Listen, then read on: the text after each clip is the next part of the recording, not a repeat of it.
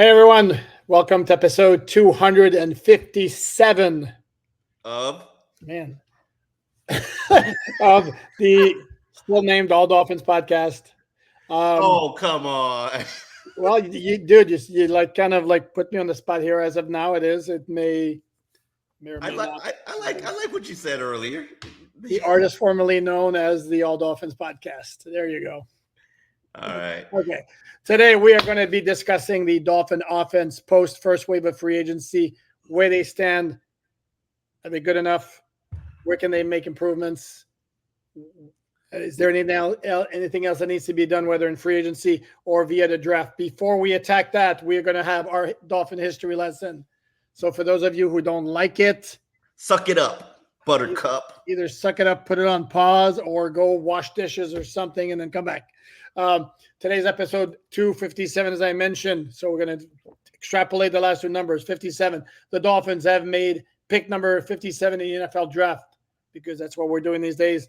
Only once. That happened in 2008 with a quarterback from the University of Michigan, Stephen Ross's alma mater, who was enthralled with him enough to even throw out at one point suggestion of perhaps the Dolphins having landed another Dan Marino, something along those lines. I am talking, of course, about Chad Henne. Yes, Chad, Mr. Checkdown Chad. He was probably my definition of an average quarterback. He was not an NFL starter, and we paraded him around like he was an NFL starter for 3 seasons. Two and a half. 2011 was the first year he actually was anointed as a starter. No, 2010. No, 2009. 2009. No, 2009 was Chad Pennington started the opener against the Falcons, got hurt early in the season, but he was not anointed as a starter. Okay, but he ultimately became the starter, and we've wasted pretty much the majority of 3 years investing in Chad Henne. When Matt Moore got in, we instantly realized, hey, Matt Moore is better than this guy. But Chad was on paper should have been good, but he wasn't good enough. This was back when the organization believed in taking quarterbacks in the second round and made second round quarterbacks in 3 consecutive drafts. Can you name them, Alan Poupard? John Beck, Chad Henne, Pat White. Just a while. There you go. And pretty much.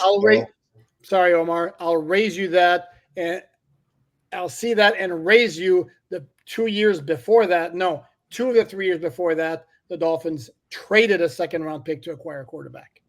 So 5 years, 5 second-round picks were wasted trying to address the franchise's quarterback crisis, which we all have known has gone on for pretty much 2 decades, up until this moment where you have the number 1 passer-rated quarterback in 2022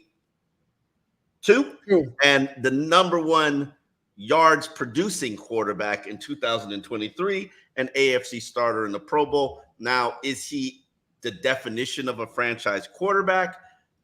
I think he's a franchise quarterback. Will I say he is a quarterback that's going to lead this team to a championship? That is still to be determined. Wouldn't that be the definition of a franchise quarterback? Nah, a lot of quarterbacks are franchise quarterback. That doesn't necessarily wasn't Matt Ryan a franchise quarterback? Matt Ryan. Was he though? And that's was Philip Rivers? Was Philip Rivers a franchise quarterback? Yeah, considering he was a starter for 15 years and led him to the number 1 seed that never materialized in the playoffs. But yeah, and it's interesting you bring up Matt Ryan, because and going back very quickly to the history lesson, then we'll move on to our topic of the day, is that the Dolphins selected Chad Henne in the second round with that 57 pick, in part because they had a belief that he was kind of on par with Matt Ryan and maybe even Joe Flacco, who they also liked a lot in 2008. They liked Joe Flacco and wanted to draft Joe Flacco until the Baltimore Ravens. Correct. If you remember, this was the year the Dolphins had the first overall pick, and because they had a belief that Chad Henne wasn't that far behind Matt Ryan, they decided, no, let's go ahead and take Jake Long first overall, and I'm still going to say that if the dude hadn't gotten hurt, he'd be in the Hall of Fame. I'm going to say that dude, he made the Pro Bowl like his first 4 years. He was really, really, really good. On name, he was drafted and became instantly the highest paid offensive lineman in the NFL. The expectations were high. But he was correct, and he lived up to them until the injuries, sidetracked his career. The dude was really, really good. And it wasn't the year before the Rams had the first overall pick, and they took Orlando Pace. So I would argue to you that Jake Long was solid. But I remember those Jake Long years, and I would take Teron Armstead at 70% over Jake Long at 100. Oh, there's a huge difference. We can agree to disagree. Just because you say it doesn't mean it's a fact. It's an opinion. And right now, okay, we agree to disagree. Okay, when Teron is good. Teron is really, really good. Without question. And Jake was a great pass protector, but I don't really know if he was an asset in the run game. He was okay. Wildcat yards were accumulated by themselves. It was the Wildcat, though. I mean, could you traditionally run? Could you? And that was Ricky Williams and Ronnie Brown. That wasn't like you had, Myles Gaskin in there. That was Ricky Williams and did I just shot fired? I mean, Myles Gaskin was the team leading rusher for 2 years. Yes, he was. I'm not disrespecting the man, but and he earned that spot, by the way, by outperforming everybody. Sure. Yeah, sure. Who did he not outperform? No, but again, with all due respect to Myles Gaskin, who's a really good dude and then was a solid back, let's not pretend like the Dolphins had a whole lot of talented running back in 2020 and 2021. Because even in 2019, when their leading rusher was Ryan Fitzpatrick. So anyway, we digress. We can agree to disagree on Jake Long versus Teron Armstead. Let's see how often we're going to agree to disagree on the current 2024 roster as it stands now. When it comes to the offense, I guess we have to start, because it's obligatory to start with the quarterbacks. Yes, absolutely. I definitely don't think that this is a position that the Dolphins will address in this draft. Whether or not Tua Tagovailoa gets a new contract, we've debated that ad nauseum. I would say, a lot too. Yeah, I would say he doesn't. Primarily because if I'm the Dolphins, I'm not offering him anything more than Kirk Cousins got. And if I'm Tua, I'm not signing for anything that's not in the neighborhood of what Justin Herbert just got. So I think that we're going to possibly be looking at a standstill. But in terms of the backups, Mike White and Skylar Thompson are here. They're both adequate backups. They will both be in pretty much their third season in this offense because Mike White had some carryover from the Jets years. I would love to see that be an open competition. I doubt it's going to be an open competition, but, I think Skylar doesn't get the credit that he's due because I watch Skylar in training camp, and sometimes I like Skylar better than I like Mike White. But these coaches, they know. A lot of this is Skylar, though. Mike White's a lot more like this than Skylar. Mike White's a lot more like this. And when we get in here, when we going there? Well, correct, but and the question Skylar could go here. Now he'll go here, but he'll go here, and then he'll go here. You prefer this, especially for a backup quarterback. And I want to add on to your point about Mike White having experience in this offense. It's because his last season with the Jets, the OC was Mike LaFleur, not to be confused with Matt LaFleur, who came over from the 49ers. So it was kind of a variation of what they run. So yes, there was some familiarity there. Two important points I want to make is, number one, people have thrown out the idea of, and I got this in the mailbag, of Mike White being dumped to save salary cap space, which is all fine and dandy, but then you have to sign somebody to replace him, and who you're going to get on the cheap. Good luck with that. You can actually, I think Mike White has trade value, especially in this league. Oh yeah, I think Mike White. You could trade Mike White for a late round pick for his salary. But who's trading? As a starter or as a backup? I don't. As a backup. I mean, bro, you traded Dan Feeney last year. He's not a quarterback. Yeah, which means I think quarterbacks have even increasing value. Quarterback who threw what, 6 passes last year? Really? Trade value? Come on. The other important point I want to make, Again, we'll agree to disagree. And we should call this podcast "Agree to Disagree." That's where I said what I remember. I said what I said. I said what I said. That was a contender too. Yes. There you go. The other part of it, again, like I said, though, you trade Mike White, then who's your backup quarterback? Are we ready to do? Are the Dolphins comfortable with making Skylar Thompson the number 2? And the other point that needs to be mentioned: the new rule in the NFL now. Your third quarterback to serve as an emergency quarterback no longer has to be on the 53-man roster, which means that it's possible if the Dolphins, depending on how they value Skylar Thompson, could just put him on the practice squad. Yes, risk the chance of another team poaching him, but then they don't have to carry him on the 53 for him to serve as the emergency third quarterback on game day. I think it should also be mentioned, Michael Penix Jr., more than likely he'll be there when the Dolphins are on the clock at 21. I don't think that the Dolphins make that selection, but I think that they should strongly consider it, should host him, should do the exploratory work. Because if you look at this situation, Tua is entering the final year of his contract. Maybe you franchise tag him a year after that. That's a 2-year commitment.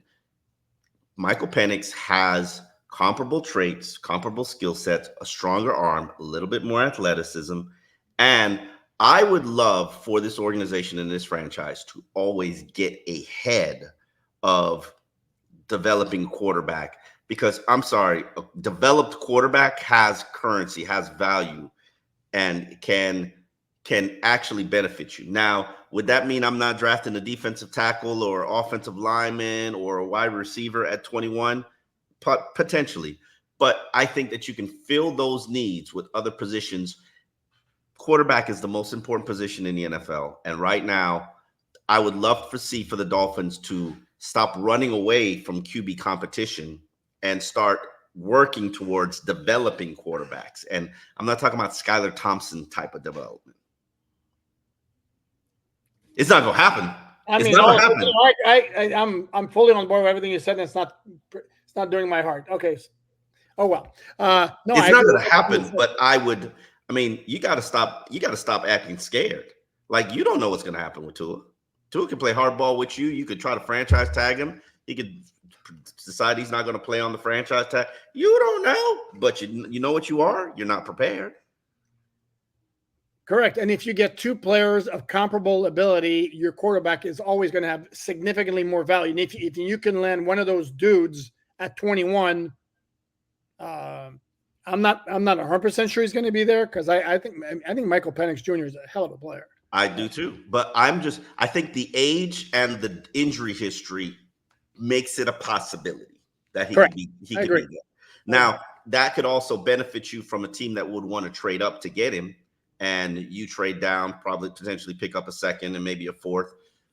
Who knows? It's a long way to go before the NFL draft. But listen, the Miami Dolphins, the one thing that this organization, in my 16 years of covering this team, that I know concretely, unequivocally, without a doubt about this organization, is that they're terrified to death of a QB competition. And they're terrified to death of a divided locker room. They would run from it like it was the plague. And while I'm a big Tua fan, I hate that this franchise is never prepared for what comes next at quarterback. Never, ever prepared for what comes next. You're not wrong in anything you just said. And the last one I can remember that was not just like window dressing, might have been 2012 when David Garrard. Oh, hell no, that wasn't a competition. David Garrard had beaten him out. But when they went to camp, it was wide open. It wasn't David Garrard's job to lose. Okay, that's fair. And David Garrard totally stiff-armed everybody. Correct. Won the job, got injured. Then they opened up the competition for all of 4 practices. Yeah, they opened up the competition. Yeah, opened up the competition. Put Ryan Tannehill out there as a starter, even though he had not shown that he deserved to be the starter. Correct. And then when Matt Moore got in the game, it was like a hailstorm of Carolina. He couldn't do anything. The offense couldn't do anything. Competition over. But we know what that's about. We do. Okay, halfback, running back. 2 words. I was a little surprised about that position that they basically came back and they did status quo. Everybody returned. Everybody was returned. All 5. Except as somebody who you're very familiar with might say, well, the Dolphins led the NFL in rushing yards per carry. They had the number 1 rushing offense for a long time. Second and finished second in the NFL in rushing offense. Does that sound like somebody you know? Yeah, that guy sounds familiar. Yeah. I mean, but you also knew that you couldn't run short yardage situations. And you did nothing to address that. Now, maybe Chris Brooks can solve that problem, but or maybe Jeff Wilson in another year, despite taking his pay cut, can fill that role a little bit better. But you still go into the season with the same issues. Small tailback, injury-prone tailback. Those are your 2 leaders. Savon Ahmed, who we're all fans of Savon. We like him. You know what he is. He's a gadget player. And then you got Chris Brooks, who showed a lot of potential, but now that he has a better understanding of the offense, it'll be interesting to see what he can add to this equation. Maybe, that's the one thing that I will say about Mike McDaniel. I'm liking player development. I'm liking what I see from player development. So my hope is that maybe Chris Brooks can fill that void of short yardage situation, or maybe, hell, why don't you? I would never understood why you didn't use Alec Ingold running the ball in short yardage situations. I mean, he is a Pro Bowl fullback. Except they did. You know why they didn't use him? Because maybe the 2 times that they used him on 3rd and 1 and 4th and 1, he got stuffed for no yardage, and then that was the end of it. And interestingly enough, that happened in their own end in the second quarter, like a kind of a really weird gamble. But it was a game against Denver, so it really didn't matter in the end. But they did use him twice. So no, I'm with you. It's a little strange that it's exactly the same cast. I'm thinking the idea is that they really like what they saw from Chris Brooks. Again, beyond what we saw, which was training camp in the preseason. Oh yeah, I'm sure he was grinding it out on scout team every week. So, right. And yeah, I'm pretty when he was healthy. I'm pretty sure he was doing his job on scout team. Yeah. Would not anticipate anything else being done, particularly after you extended Raheem Mostert at the position, as far as either I think agency, maybe UDFA or 2 late round draft picks. I think Dalvin Cook. I mean, you had a flirtation with him. You had a flirtation. Are we going back there? Are we going back to Dalvin Cook? Oh, why not? Because it's still about coming home. I think he's still a free agent out there. He's looking for a situation. I mean, are you telling me that Dalvin Cook couldn't compete with Savon Ahmed and Jeff Wilson? You telling me that he can't? I'm not saying he could become the featured back, but we are talking about Dalvin Cook, even though he didn't do much last year. It was the Jets. It was the Jets. Yes. It was the Jets, and the Baltimore Ravens picked him up for their playoff run. And we all know that the Baltimore Ravens have some good evaluation of skills and ability. Ozzie Newsome is still there running the show. So I don't think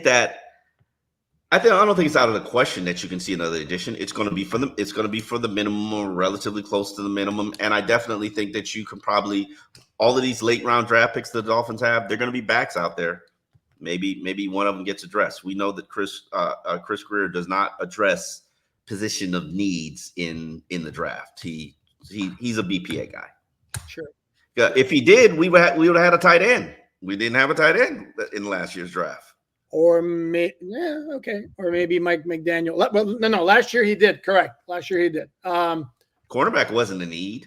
It became a need, but it wasn't a need. It was a need if you were looking forward. I think the Dolphins kind of knew at this time last year that X was probably going to be gone after a year. I would think they kind of had an idea, so they would need a cornerback at some point. Yeah, I'm still going to maintain. Nice if they actually developed that quarterback, but anyway, that's another story. Yeah, that would be great. Maybe for the next episode when we're talking defense. I'm still going to say my guess is they're going to bring in like 1 or 2 UDFAs at running back. I don't see Dalvin Cook. Why would Dalvin Cook do that? Yes, it's a homecoming, but he's going to look at that roster and go, yeah, Mostert and HN are eating up the carries at that position, unless there's an injury at some point where, okay, there's an opportunity. Otherwise, why would he do that? Absolutely. I don't disagree with you.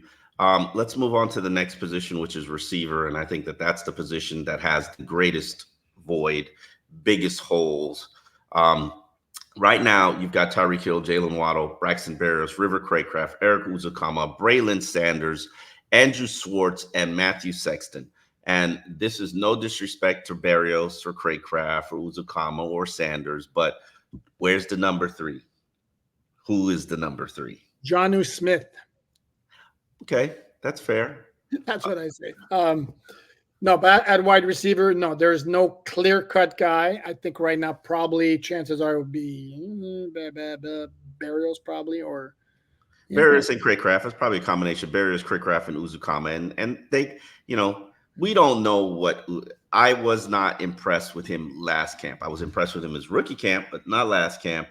We don't know where he is in terms of his development and maturation. And supposedly he's got this big body. He's a big body receiver with run after catch skills. And we saw a little bit of it in the exhibition season when they called some gadget plays for him. But consistency, am I ready to count on Eric Uzukama? No, not yet. And this is one position where I think, to me, everything's on the table as far as what they could add. Could be a veteran free agent. Odell Beckham Jr. maybe that gets revisited if he sees he's got no major market out there and he decides, okay, I'll take what the Dolphins are offering. Tyler Boyd's a possibility. I like Tyler Boyd a lot. Hunter Renfrow is another guy I like a lot. I'm not big on Michael Thomas. That idea, I know you like it. Yes, bigger body guy who gets open and all that, but I don't know if it's a little too much drama for my taste at a position where you already have some drama there.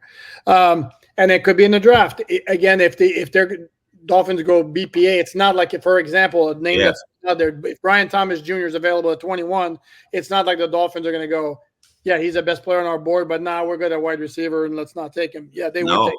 I think I think wide receiver, I started doing my film study on draft prospects, and I started at wide receiver because there's a clear void there. And then when you have guys elevating like Jalen Waddle, who's entering his 5th-year option at $15 million, you have Tyreek, who basically this is subsequently the last year of Tyreek's contract because he's not going to get the 2025 season. Not this year, but next year is the last year of Tyreek's contract, I believe. This is the year his guaranteed money is up, and then he has another year at a $24 million price point, and then after that, his price jumps up to $45 million in 2026, and there ain't no way. And the fact that the Dolphins did not extend his contract this offseason to create and buy themselves some cap space was a clear indicator that something ain't brewing, something ain't right. Something don't smell fresh. And the Dolphins haven't done anything with Waddle's 5th-year option yet. They have until May 2nd. I think all of us expect it's a slam dunk. It's going to get done, but it still hasn't gotten done yet. So maybe the Dolphins are taking their sweet time. Maybe they want to maintain. I'm sure Waddle in this camp. I'm sure Waddle in this camp are trying to get a multi-year deal done, like Jerry Jeudy did. If you give me the opportunity to sign Jalen Waddle right now for $15 million and maybe $45 million guaranteed, I'm doing it. Now, could that blow up in my face? Yes, but I would definitely sign him 15, 16. If he wants that Jerry Jeudy deal, come on down. Let's get a deal done. But it doesn't address the fact that they need a number 3 receiver. And at 21, they're going to be in a great spot to get a very talented player. And even in the 2nd round, depending on whether or not there's a run at the position, a guy like Xavier Legette from South Carolina, I think is a perfect fit for what this team is looking for, what they need: size, athleticism, run after catch. He is that Deebo Samuel-esque type player that is kind of missing from this wide receiver unit. We've got a lot of speed. Do we have a lot of tough guys, physical, run after catch receivers? And I think that's clearly need number 1, in my opinion. Or do the Dolphins go for more speed and take Xavier Worthy, he of the combine 40-yard dash record, to add to the track? Oh my God, that doesn't make any sense. It doesn't. Interesting. Like, how much more speed do you need? What you need is toughness. You don't need more speed. You need some toughness. I'm sorry. I think I've heard that before. Where have I heard that? Okay, let's move on to tight ends. This is the clear position of upgrade. Oh, I mean, duh. I mean, duh. Yeah. Let's see. They lost Tyler Kraft, who was a complete non-factor last year, and they signed Jonnu Smith, who's a very good pass receiving tight end, and they added Jordy Fortson from the Chiefs, who's got all sorts of intriguing possibilities. So yeah, it's an upgrade, a clear upgrade. I don't know that they even need to do anything else. There's a report that one of their 30 visits is going to be with the Iowa tight end, whose name escapes me right now, who had injury issues, but is an intriguing prospect who definitely would have gotten drafted if not for ACL and back injuries his last 2 seasons. But it's not a position of great need. Eric All. There you go. But again, and keep in mind medical. Keep in mind when they bring in players for visits, those pre-draft visits, it's just doing due diligence. It doesn't mean the guy's in for a pre-draft visit, they're going to draft him. Sometimes it means something, sometimes it doesn't. And we go through this every year. We ask the prospects after they get drafted by the Dolphins, how much contact did you have with the team before the draft? And sometimes it's like, yeah, they were on me the whole way. Another time it's like, never heard of them. Never heard from them. And then phone rang and like, oh, cool. So it doesn't mean anything. Yeah. I like players like that because you've got a lot of late round picks. If you do your homework and do your due diligence, you should be able to find a hidden gem. This organization finds hidden gems as undrafted players. How and why they don't find hidden gems as late round draft picks just blows my mind.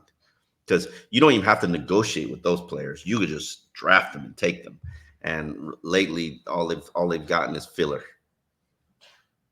Yeah, kind of, sort of. But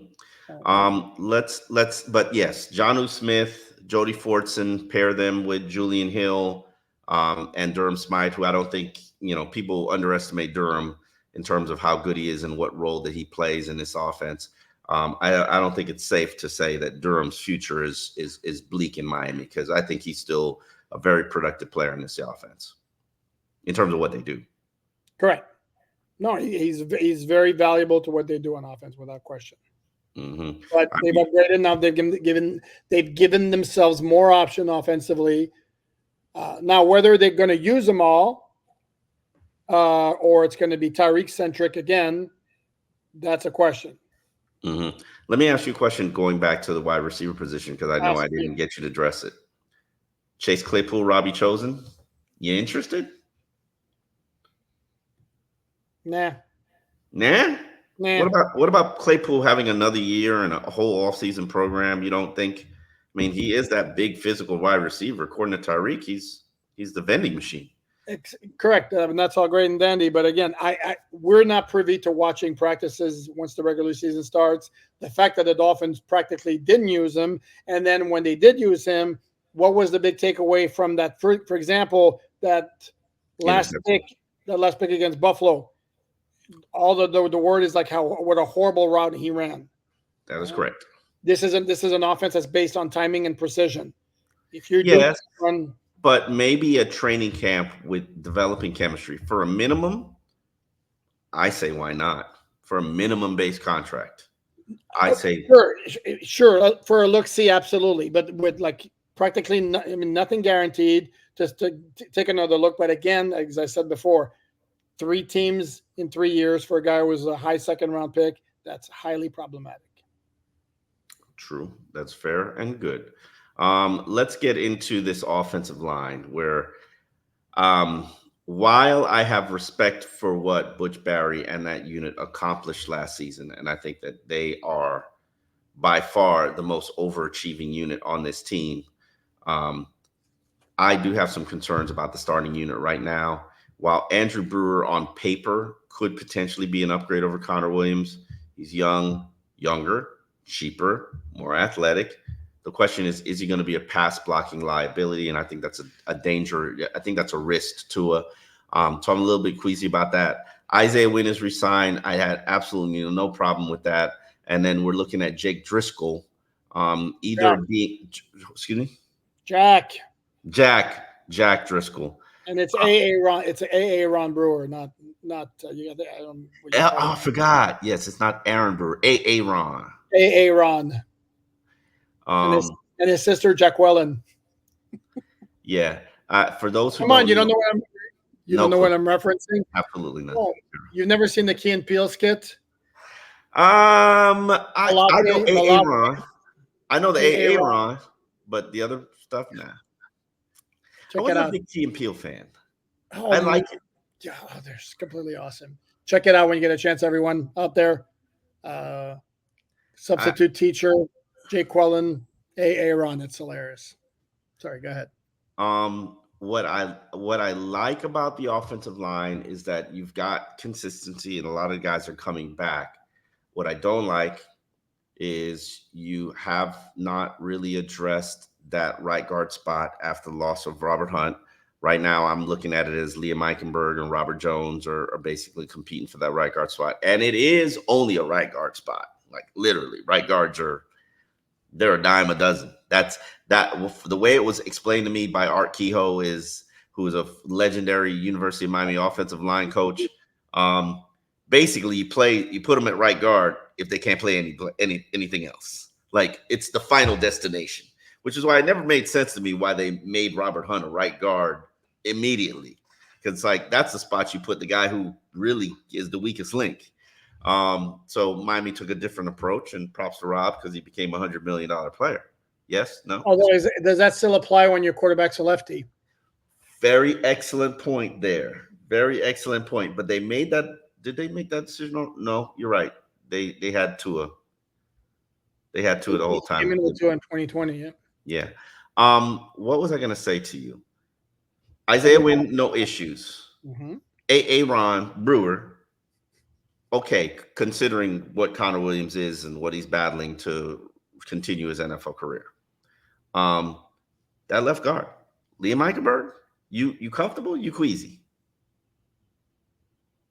It's okay. I mean, and again, it's the Dolphins. When the Dolphins operate very well offensively, and this goes back to the whole issue with the Dolphins where they stack up in the AFC. When they were operating at peak efficiency first half of the season, again, because of how quickly they get the ball out in the passing game and because of how they spread out the defenses in the running game, I don't think you need like the 1975 Pittsburgh Steelers offensive line or the Dallas Cowboys 1992 offensive line. And for that, it was serviceable. Once you get down to crunch time, I think you need more from your offensive line, and it wasn't there. And I think right now we're kind of looking at that. Like Austin Jackson had, by all accounts, a very solid season at right tackle. Best year of his career. Is he a top 10 right tackle in the NFL? No. Okay. Is Toronto top 10 left tackle in the NFL? When healthy, without question. Okay. But he's your only guy now. I mean, Isaiah Wynn is maybe middle of the pack. No, that's Kendall Lamb. Damn, didn't work. What were you going to say? I was saying Isaiah Wynn is in the wind. No, that would have worked when you in free agent. Okay. Well, they re-signed Wynn, so it was a win-win for both parties. Okay, whatever. Aaron Brewer was a very, very good replacement for Connor Williams. To me, it looks like a slight downgrade, but Connor Williams, who knows what his status is going to be for 2024 anyway. So moving on without him, the Dolphins did very well there. At right guard, they're going to have somebody who's going to be, if they're lucky, middle of the pack. So it's going to, again, it's going to be an offensive line that needs help. Unless they address it in the draft. Correct. And that's why it would make sense if one of those guys, we've mentioned this many times, the name that we've thrown out there, probably not going to be there, but if he is there, like Troy Fotanu from Washington, who's a college tackle, you can slide him at guard until Teron Armstead is no longer a member of the Dolphins. Like they did with Laramie Tunsil. That's one way to do it. I know we've heard the name Graham Barton from Duke. We've heard the name Jackson Powers Johnson from Oregon. Stick him either at center or guard. That solidifies your middle. again, if those guys, you can't make that pick strictly for 2024, but those guys logically, if they're good prospects, should be really good players for several years. Mm-hmm. So how comfortable are you with the offensive line status quo? It's okay. It's how comfortable am I? Marginally. What's needed? Yeah, more toughness inside. I look at that. I look at that offensive line because, and again, here's the same thing. Even if you move out to right tackle, would we call Austin Jackson more of a finesse offensive lineman or a power offensive lineman? Finesse. Okay, and then we're going to get into December, late December, and playoff games. We're going to be here with the same issue unless they add more grit, power, toughness on that offensive line. Cannot disagree with you, my brother. I love Butch Barry and what he did, and all the fill-ins, the Robert Jones, Liam Eichenberg, the Lester Cotton, all Kendall Lamb, all admirable.